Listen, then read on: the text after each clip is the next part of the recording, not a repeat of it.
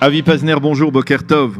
Boker Tov, Daniel. Merci d'être avec nous ce matin sur Studio Kalita pour commenter cette actualité brûlante avec bien entendu cette attaque de la petite coalition, on va dire occidentale, les Américains, les Britanniques, les Français, qui se sont unis pour bombarder des positions syriennes, des installations chimiques syriennes dans la nuit de vendredi à samedi. Ce n'était pas tout à fait une surprise. À votre avis, est-ce que c'est une opération d'un impact suffisamment grand pour inquiéter Assad, pour effrayer Poutine, ou finalement c'est un coup d'épée dans l'eau? Vous avez dit petite coalition, on pourrait dire aussi petite attaque. Oui. Je crois que ce n'était pas une attaque de l'envergure qui pourrait avoir un impact profond sur la situation en Syrie. Je crois que cela n'a pas fait grand effet ni sur Assad, ni sur les Russes, ni sur les Iraniens. Il est très possible que les fabriques de gaz ou de chlore ont été détruites, c'est possible. Mais elles peuvent être reconstruites.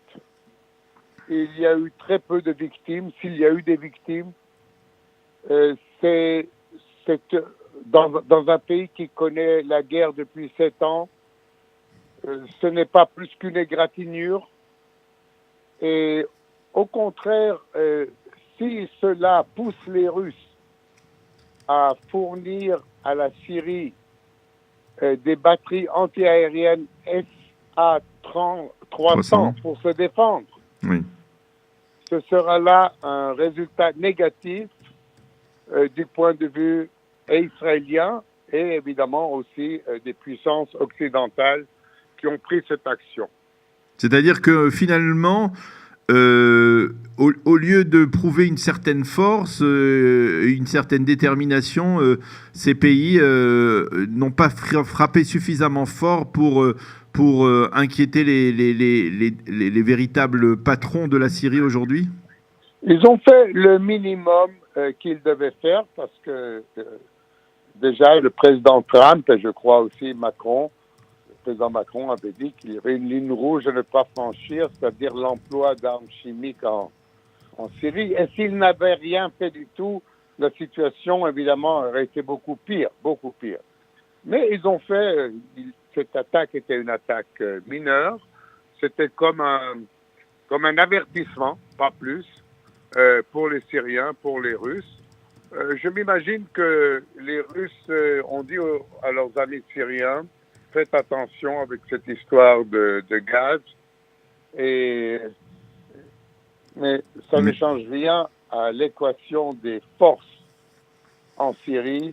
Les Russes sont toujours là, le Hezbollah est toujours là, l'Iran est toujours là.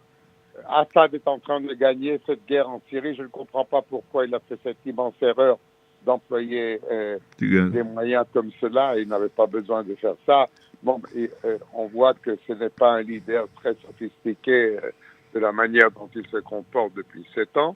Mais voilà, cela a un impact limité et cela ne changera rien au résultat du conflit syrien intérieur et aussi à la présence en Syrie des Iraniens, des Russes et du Hezbollah. Alors quand vous dites que ça n'aura pas d'impact véritable et que c'est véritablement et que c'est une attaque minimale, finalement, est-ce que du côté israélien on a des raisons d'être inquiet parce que officiellement les Israéliens, Benjamin Netanyahou a vanté les mérites de Donald Trump et on est apparemment satisfait, mais finalement ça risque de se retourner comme un boomerang contre les Israéliens, une telle situation. Est-ce que ça risque pas par exemple de donner, on va dire, un peu des ailes ou une sorte de volonté d'initiative de la part des Iraniens pour tenter d'attaquer Israël? Premièrement, ce n'est pas facile d'attaquer Israël, même pour les Iraniens. Les Iraniens ont une autre raison d'essayer de se venger d'Israël. Ce n'est pas l'attaque des alliés qui les poussera à ça. Vous savez très bien que Israël a frappé une base aérienne iranienne et qu'il y aura une réponse iranienne. Nous ne craignons pas la réponse iranienne. Non, un développement qui est défavorable, c'est l'annonce hier de la part d'un général russe que la Russie considérera maintenant, encore une fois de nouveau, la requête syrienne d'acquérir des missiles sol-air SA-300 qui sont beaucoup plus efficaces de ce qu'ils ont maintenant. Ça ne veut pas dire que nous ne savons pas comment nous mesurer à cette nouvelle menace, mais voilà une menace additionnelle. Donc, sur le terrain, cela n'a pas changé grand-chose. Cela a peut-être convaincu Assad, peut-être, je dis, que pour lui, ça ne vaut pas la peine d'employer l'arme chimique. D'ailleurs, encore une fois, je le dis, il n'a pas besoin de le faire pour gagner cette guerre avec l'appui de l'Iran, de la Russie et du Hezbollah. Je crois que c'est là voilà tout l'acquis de cette opération qui a été le minimum qu'il y avait à faire, parce que sans cela, alors ça aurait vraiment tourné au désastre en montrant que les lignes rouges des puissances occidentales n'ont aucune valeur. Alors là, au moins, pas comme Obama qui n'a rien fait après l'emploi de l'arme chimique, là, au moins, quelque chose a été fait. C'est le minimum du minimum. Est-ce que vous pensez que les Israéliens doivent poursuivre leur raid aérien en direction de cibles iraniennes pour tenter d'empêcher cette installation de plus en plus solide des Iraniens dans la région ? Je crois qu'Israël doit tout faire. Y compris dans ce contexte on va dire, de guerre plus ou moins froide entre la Russie et les États-Unis ? Je crois qu'Israël doit tout faire. Nous avons nos intérêts à nous, les Russes ont leur intérêt à eux, les Américains ont leur intérêt à eux. Notre intérêt est d'empêcher l'Iran de s'installer en Syrie, parce que cela constitue un danger stratégique pour Israël. Et je crois qu'il y a là, tout le monde est d'accord,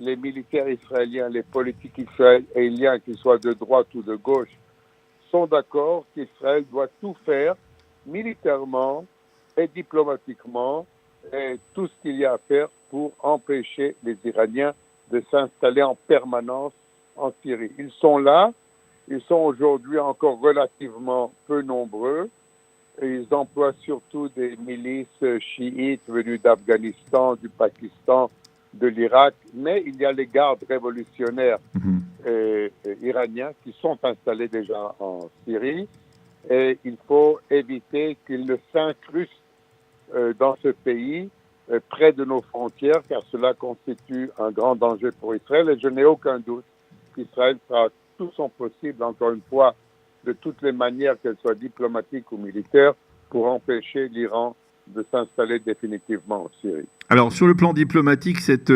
mini-coalition dont je parlais, entre la France, les États-Unis et la Grande-Bretagne, c'est quelque chose de nouveau qu'on n'avait pas vu depuis longtemps. Est-ce que c'est on va dire, une coalition ad hoc, ou alors est-ce que c'est le reflet d'un rapprochement entre ces trois pays face à toute forme de menace ?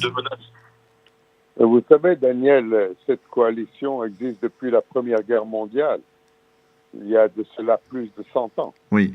C'est la même coalition qui des fois est active et qui des fois est moins active. Cela dépend évidemment des circonstances. Mais ce sont les pays occidentaux qui ont les mêmes intérêts stratégiques qui étaient très liés au temps de la guerre froide. Eh bien maintenant, je ne peux pas dire qu'il y a un retour à la guerre froide, mais il y a quand même un climat désagréable entre les grandes puissances. Et alors là, tout naturellement, les Américains, la France, l'Angleterre se trouvent ensemble. Ça ne veut pas dire qu'ils vont lancer des opérations de grande envergure. Non, mais est-ce que ça veut dire peut-être, par exemple, au sujet de l'accord de Vienne, est-ce que l'on peut envisager que les Français changent d'approche et soient beaucoup plus critiques envers cet accord, parce qu'il s'inscrit justement dans le cadre de ce contexte régional problématique ? C'est possible, c'est une possibilité. D'ailleurs, la France, je vous le rappelle, était le pays qui était le plus critique à l'égard de cet accord au temps du président Obama. C'est la France qui menait vraiment le combat pour avoir des meilleurs termes. Ce n'était pas les Américains. Maintenant que vous avez Trump qui, dans quelques semaines, doit décider si continuer l'accord ou le changer, je crois qu'il trouvera la France à ses côtés, pas peut-être de la manière absolue dont il aurait besoin, mais je crois que ce qui s'est passé en Syrie, oui, peut fortifier les liens entre les puissances occidentales face à l'Iran. Je crois que ça, c'est possible. Je ne sais pas si cela va aller jusqu'à l'abrogation du traité, mais peut-être y aura-t-il des pressions occidentales beaucoup plus fortes sur l'Iran pour essayer de changer les termes de cet accord qui est extrêmement négatif pour tout le monde concerné. Eh bien, merci beaucoup Avi Pazner d'avoir été avec nous ce matin pour commenter cette actualité brûlante, cette attaque américano-franco-britannique de la nuit de vendredi à samedi, qui est d'une certaine manière, même si elle l'est, comme vous l'avez dit, peu importante, elle n'est pas très courante, on peut dire, dans la région. Merci d'avoir été avec nous ce matin sur Studio Kalita et bonne journée. Bonne journée beaucoup. Et bonne fête d'indépendance à cette occasion déjà. Chag Sameach, shalom, shalom. Voilà, il est 8h39 sur Studio Kalita, un jingle et ce sera la revue de la presse et des médias israéliens.